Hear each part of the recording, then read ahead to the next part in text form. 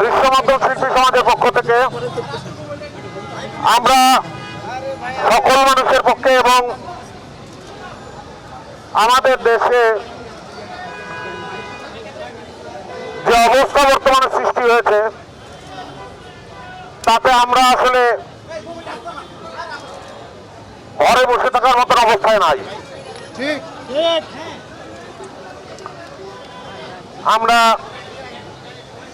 শান্তি চাই, আমরা রক্ত দেখতে চাই না।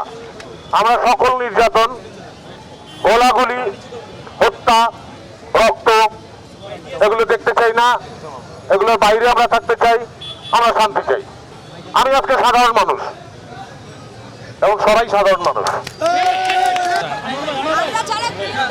তাদের মুক্তি চাই, যেসব শিক্ষার্থী যেসব শিক্ষকরা গ্রেফতার হয়েছে তাদের মুক্তি চাই এবং যেসব হত্যা হয়েছে সেসবের বিচার চাই।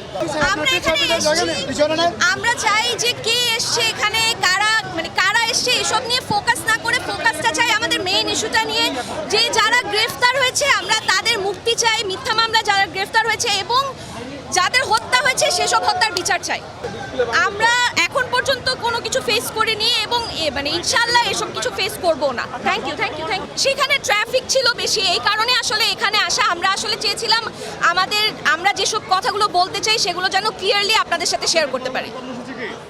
আগামীকালকে আপনি সাত মসজিদ রোড আবহানি মাঠের সামনে, আগামীকালকে ধানমন্ডি সাত মসজিদ রোড আবহানি মাঠের সামনে সকাল 10:30টায় সবাই চলে আসবেন। সকাল 10:30টায় ধানমন্ডি আবহানি মাঠের সামনে সাত মসজিদ রোড সকাল 10:30টা।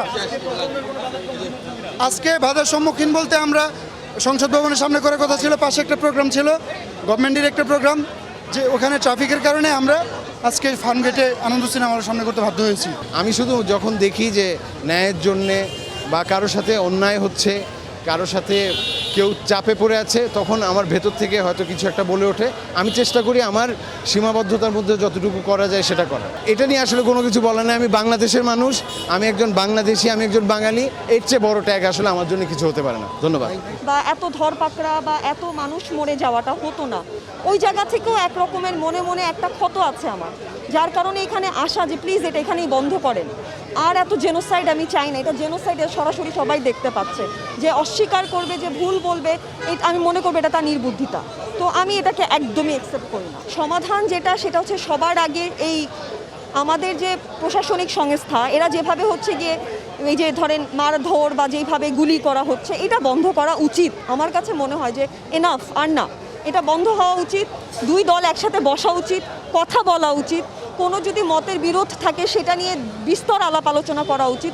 কোনো রকমের কোনো সমাধান না করে আচমকা কাউকে তুলে নিয়ে যাওয়া বা আবার পরবর্তীতে সেটাকে অন্যরকম একটা ঘটনা শোনা, আমরা কিন্তু শিওর হতে পারছি না যে আন্দোলনের গতিবিধি কোন দিকে। খুবই বিক্ষিপ্ত লাগছে। সো এইটা আসলে এক সরল রেখে আসা উচিত আমার কাছে মনে হয়। দ্বিতীয় যেটা আমার কাছে মনে হয় সেটা হচ্ছে গিয়ে যে যতগুলো বিক্ষিপ্ত লুফল তৈরি হয়েছে সেগুলো নিয়ে আলাপ আলোচনা করা উচিত। প্রশাসন আছে, আইন ব্যবস্থা আছে, সেটা সঠিক ব্যবহার হওয়া উচিত। এই মিসইউজটা আসলে মেনে নেওয়া যায় না, আমি মেনে নিতে চাইও না।